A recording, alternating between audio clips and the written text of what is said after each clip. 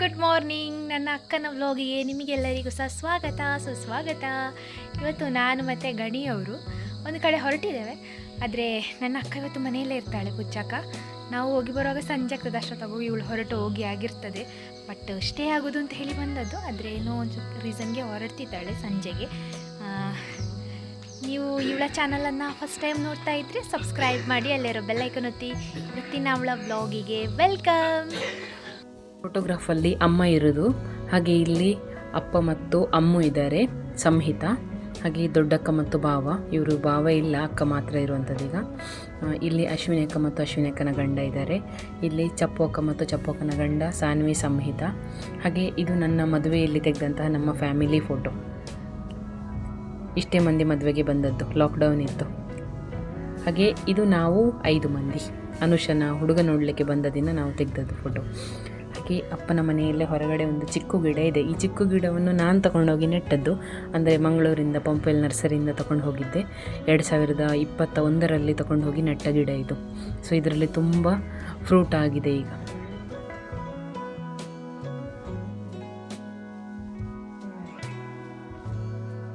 ಹಾಗೆ ನಮ್ಮ ಅಪ್ಪನ ಮನೆಯಲ್ಲಿ ತುಂಬ ಫ್ರೂಟ್ಸ್ ಗಿಡ ಉಂಟು. ಇದು ನೋಡಿ ಪಪ್ಪಾಯಿ ಗಿಡ, ಸಣ್ಣ ಗಿಡ, ಅಂದರೆ ಅದರಲ್ಲಿ ಚಿಕ್ಕ ಗಿಡದಲ್ಲಿ ತುಂಬ ಪಪ್ಪಾಯಿ ಆಗಿದೆ. ಇದು ಅಪ್ಪನ ಮನೆಯಲ್ಲಿರೋ ತುಳಸಿ ಕಟ್ಟೆ. ಹಾಗೆ ತುಳಸಿ ಗಿಡ ನೋಡಿ ಎಷ್ಟು ಚಂದ ಬಂದಿದೆ ಅಂತ. ನಮ್ಮ ಮನೆಯಲ್ಲೆಲ್ಲ ಇಷ್ಟು ಅಗಲಾಗಿ ಬರುವುದಿಲ್ಲ.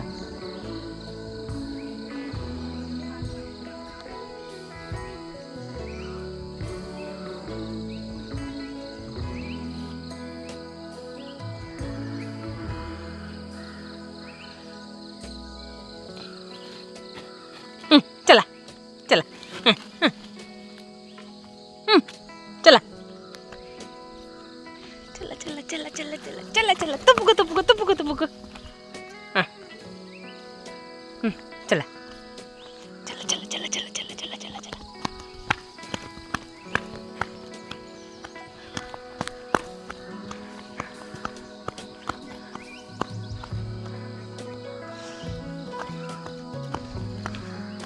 ಹೊಡೆದು ನೋಡವಳು ಗುಡ್ಡಿ.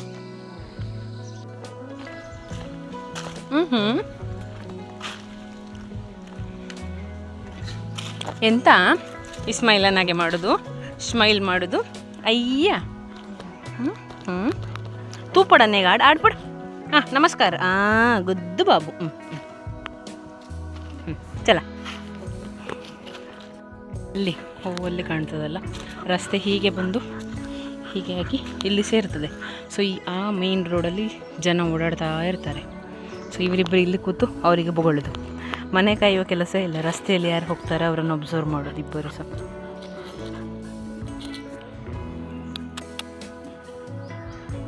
ಇದೊಂದು ಕಾಡಲ್ಲಿ ಸಿಗುವಂಥದ್ದು, ಮಲೆನಾಡಿನ ಪಶ್ಚಿಮ ಘಟ್ಟ ಭಾಗದಲ್ಲಿ ಸಿಗುವಂಥ ಒಂದು ಕಾಯಿ. ಇದನ್ನು ರಾಮಪತ್ರ ಅಂತ ಹೇಳ್ತಾರೆ. ನೋಡಿ ಹೀಗೆ ಇರ್ತದೆ. ಇದನ್ನು ಗುದ್ದಿ ಸ್ಪ್ರೇಟ್ ಮಾಡಿ ಸಿಪ್ಪೆಯನ್ನು ಬಿಸಾಕೊಂಡು ಬೀಜ ಇಲ್ಲಿ ಇರ್ತದೆ. ಬೀಜ ಮತ್ತು ನೆಕ್ಸ್ಟ್ ವರ್ಷಕ್ಕೆ ಗಿಡ ಮಾಡಲಿಕ್ಕೆ. ಹಾಗೆ ಸಿಪ್ಪೆ ತೆಗೆದಂತಹ ಕಾಯಿ ಹೀಗೆ ಇರ್ತದೆ.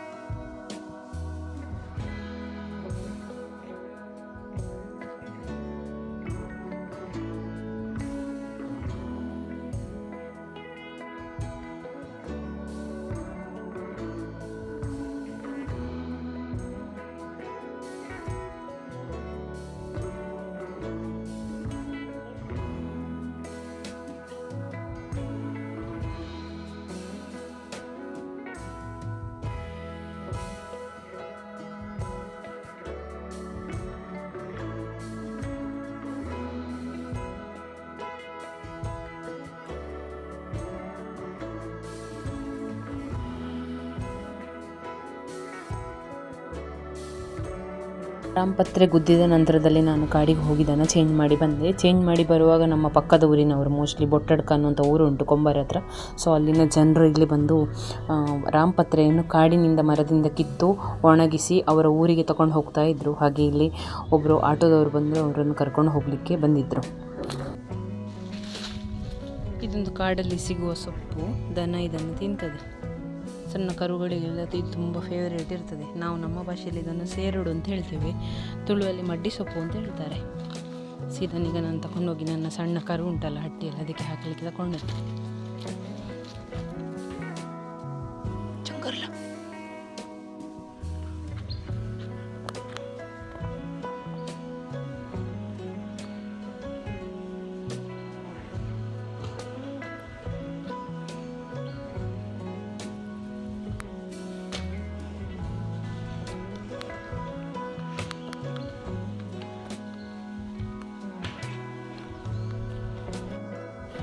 ನಮ್ಮ ಅಪ್ಪನ ಮನೆಯಲ್ಲಿ ನೇಂದ್ರೆ ಬಾಳೆ ಗಿಡಗಳು ಹೆಚ್ಚು.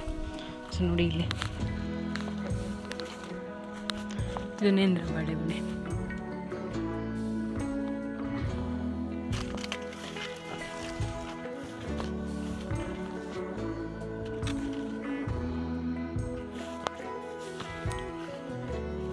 ಹಾಗೆ ಇಲ್ಲಿ ಜೀರಿಗೆ ಮೆಣಸು ಅಥವಾ ಗಂಧರಿ ಮೆಣಸು ಅಂತ ಹೇಳ್ತೇವೆ, ಅದರ ಗಿಡ ಕೂಡ ತುಂಬ ಉಂಟು. ತೋಟದಲ್ಲಿ ಅಲ್ಲಲ್ಲೇ ಉಂಟು ಗಿಡಗಳು. ಹಾಗೆ ಇಲ್ಲಿ ಮನೆ ಹತ್ರ ಎರಡಿತ್ತು, ನಿಮಗೆ ತೋರಿಸುವ ಅಂತ ಒಂದು ಫೋಟೋ ತೆಗೆದುಕೊಂಡೆ.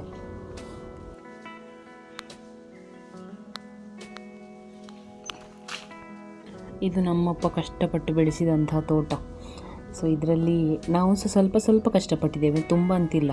ಆದರೆ ಇಲ್ಲಿ ದೊಡ್ಡ ಇರುವ ಪ್ಲ್ಯಾಂಟನ್ನೆಲ್ಲ ಅಕ್ಕನವರು ಇರುವ ಟೈಮಲ್ಲೇ ನೆಟ್ಟಿದ್ದಾರೆ. ಸಣ್ಣ ಇರುವ ಪ್ಲ್ಯಾಂಟ್ಗಳನ್ನೆಲ್ಲ ನಾನು ಅನುಷ ಇದ್ದ ಟೈಮಲ್ಲೇ ನೆಟ್ಟದ್ದು. ಸೊ ನಾವು ಇರಬೇಕಾದ್ರೆ ಕೆಲಸದವರ ಕೈಯಲ್ಲಿ ಮಾಡಿಸಿದ್ರು. ಆದರೆ ಅದಕ್ಕೆ ಪ್ರತಿ ಭಾನುವಾರ ನಾನು ಮತ್ತು ಅನುಷ ಸಗಣಿ ನೀರನ್ನು ಗುಂಡಿಯಿಂದ ಎತ್ತಿ ತಗೊಂಡೋಗಿ ಹಾಕ್ತಾಯಿದ್ವಿ.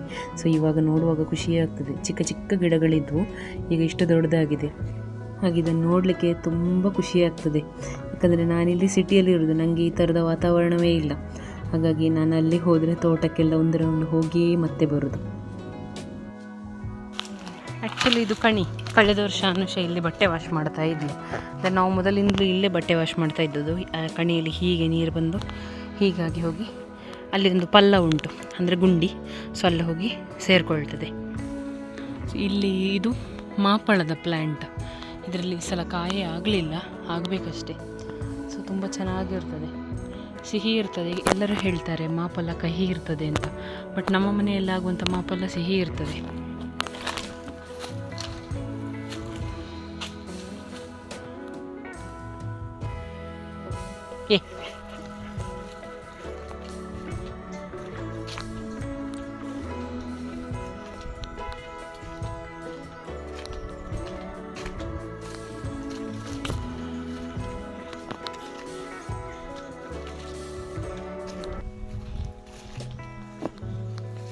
ಇದು ನೀರು ನಿಲ್ಲುವಂಥ ಜಾಗ. ನಾನು ಪಲ್ಲ ಹೇಳಿದ್ನಲ್ಲ, ಸೊ ಇಲ್ಲೆಲ್ಲ ಹೀಗೆ ನೀರಾಗಿ ಕೆಳಗೆ ಹರಿದು ಹೋಗ್ತದೆ, ಮತ್ತು ಅದು ಹೋಗಿ ನದಿಯನ್ನು ಸೇರ್ತದೆ. ಇಲ್ಲೊಂದು ಪ್ಲ್ಯಾಂಟನ್ನು ಅಪ್ಪ ತಂದು ನೆಟ್ಟಿದ್ದಾರೆ. ಇದು ಮದ್ದಿಗಾಗ್ತದೆ.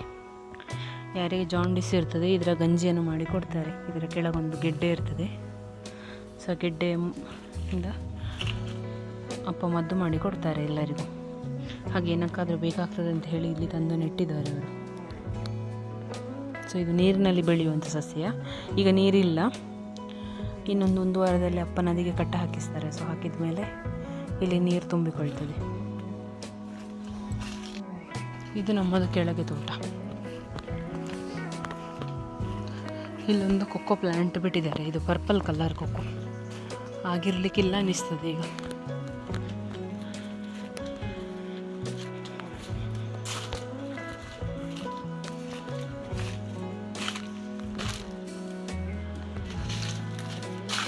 ಆಲ್ಮೋಸ್ಟ್ ಎಲ್ಲ ಆಗಿ ಹೋಗಿದೆ, ಈಗ ಇಲ್ಲ.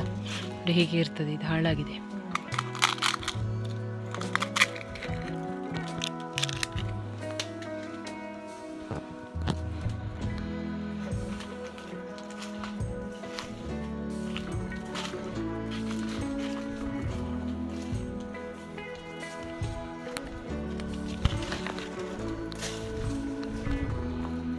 ಇಲ್ಲಿ ಮಳೆಗಾಲದಲ್ಲಿ ಫುಲ್ಲ ನೀರೆಲ್ಲ ಬರ್ತದೆ.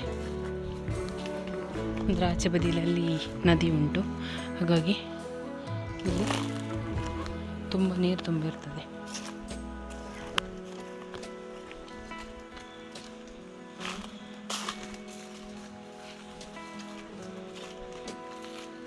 ಹಾಗೆ ಇಲ್ಲಿ ಕಟ್ಟೆ ಕಾಣಿಸ್ತದಲ್ಲ, ಇದು ನಮ್ಮ ಊರಿನ ನಾಗಬನ.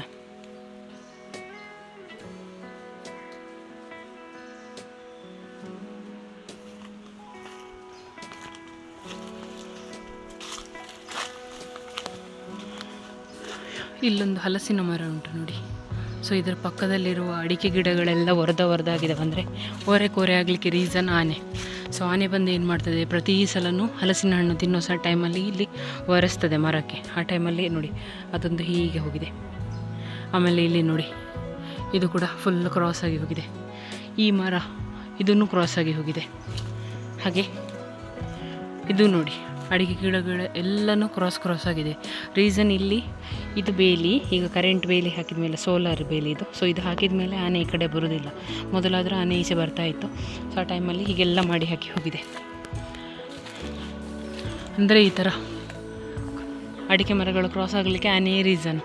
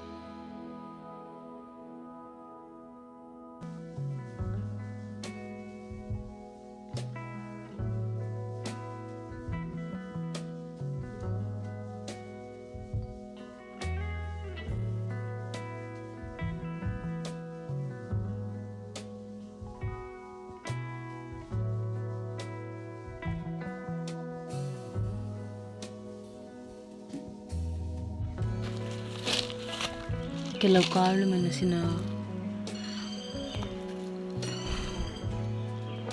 ಇದೆಲ್ಲ ಬಿದ್ದು ಹೋಗಿದೆ. ಇದೆಲ್ಲ ಬಿದ್ದು ಸಿಕ್ಕಿದ್ದು ನನಗೆ. ಇದನ್ನು ತಗೊಂಡು ಮನೆಗೆ ಹೋಗ್ಬೇಕು ಇವಾಗ.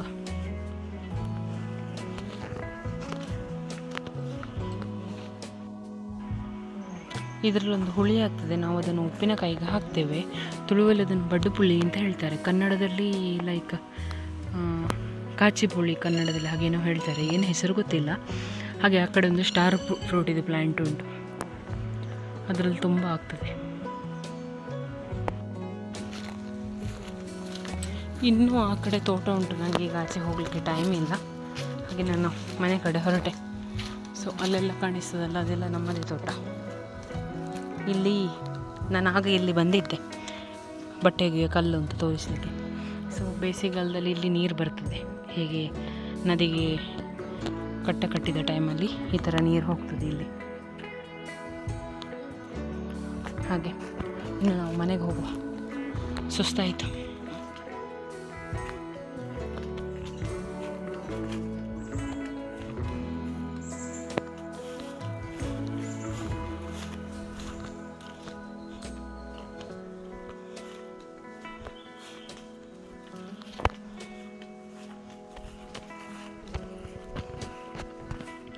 ನಾನು ಇದೆರಡು ಪ್ಲ್ಯಾಂಟನ್ನು ತಗೊಂಡಿದ್ದೇನೆ. ಸೊ ಇದು ಮಂಗಳೂರಲ್ಲಿ ತಗೊಂಡೋಗಿ ನೆಡಲಿಕ್ಕೆ ನನಗೆ.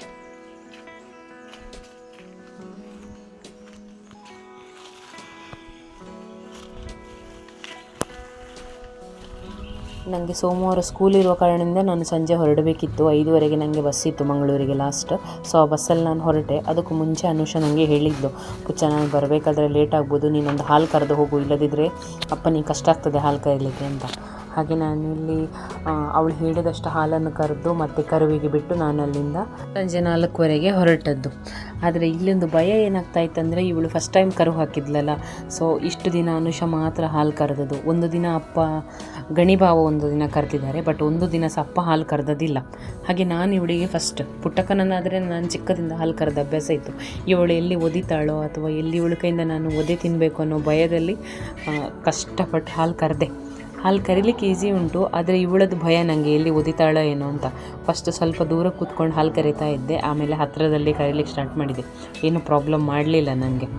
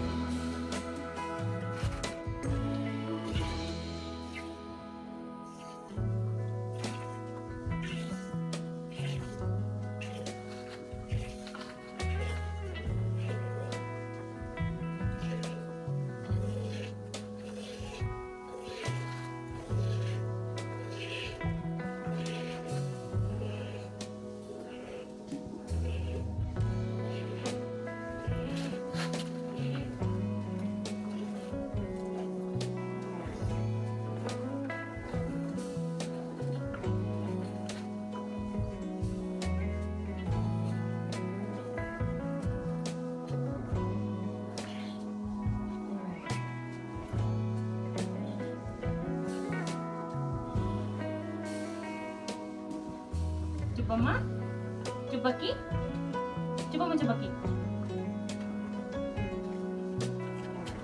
ఎక్కడ అనుకున్నాకమ్మ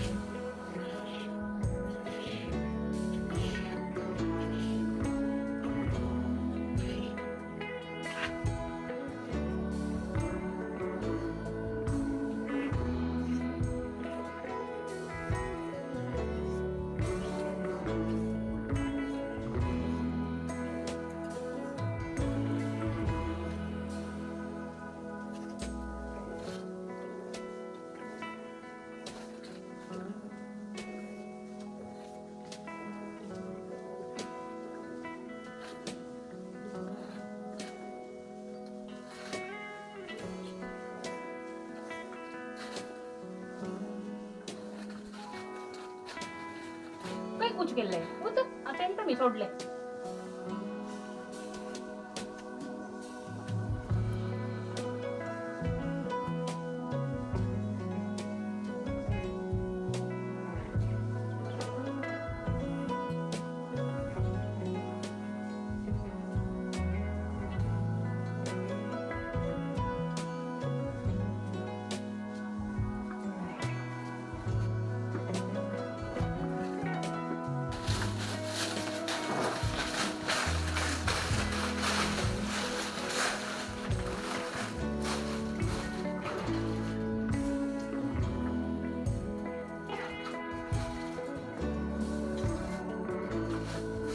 ನಾನು ಹಿಂದಿನ ದಿನವೇ ನಾಗೇಶ್ ಅಣ್ಣನಿಗೆ ಫೋನ್ ಮಾಡಿ ಮೊದಲೇ ಬುಕ್ ಮಾಡಿದ್ದೆ, ನನಗೆ ನಾಳೆ ಮಂಗಳೂರಿಗೆ ಹೋಗ್ಲಿಕ್ಕೆ ಉಂಟು ಅಂತ. ಹಾಗೆ ಅವರು ಬಂದಿದ್ದರು ನದಿ ಹತ್ತಿರಕ್ಕೆ. ಸೊ ನದಿ ಹತ್ತಿರ ತನಕ ನಾನು ನಡ್ಕೊಂಡು ಬಂದೆ. ಅಲ್ಲಿಂದ ಮತ್ತೆ ಆಟೋದಲ್ಲಿ ಕೈಕಮ್ಮಕ್ಕೆ ಹೋದೆ. ಸೊ ಕೈಕಮ್ಮಕ್ಕೆ ಹೋಗಬೇಕಾದ್ರೆ ಬಸ್ ಇರಲಿಲ್ಲ, ಹಾಗಾಗಿ ನಾನು ಮತ್ತೆ ಸುಬ್ರಹ್ಮಣ್ಯ ಬಸ್ ಸ್ಟ್ಯಾಂಡಿಗೆ ಹೋಗಿ ಸುಬ್ರಹ್ಮಣ್ಯ ಬಸ್ ಸ್ಟ್ಯಾಂಡಿಂದ ಮಂಗಳೂರು ಬಸ್ಸಿಗೆ ಹತ್ಕೊಂಡು ಮಂಗಳೂರಿಗೆ ಬಂದೆ. ಮಂಗಳೂರಿಗೆ ಬರಬೇಕಾದ್ರೆ ಸಾಧಾರಣ 9 ಗಂಟೆ ಆಗಿತ್ತು. ಹಾಗೆ ನನ್ನ ವ್ಲಾಗನ್ನು ಫಸ್ಟ್ ಟೈಮ್ ನೋಡ್ತಾ ಇದ್ದರೆ ಲೈಕ್ ಮಾಡಿ, ಶೇರ್ ಮಾಡಿ, ಕಮೆಂಟ್ ಮಾಡಿ. ಹಾಗೆ ಚಾನಲ್ಗೆ ಹೊಸಬ್ರಾಗಿದ್ದರೆ ಸಬ್ಸ್ಕ್ರೈಬ್ ಮಾಡೋದನ್ನು ಮರಿಬೇಡಿ. ಹಾಗೆ ಈ ವ್ಲಾಗ್ ನಿಮಗೆಲ್ಲರಿಗೂ ಇಷ್ಟ ಆಗಿದೆ ಅಂತ ಅಂದ್ಕೊಳ್ತೇನೆ. ಎಲ್ಲರೂ ವಾಚ್ ಮಾಡಿ. Thank you for watching all.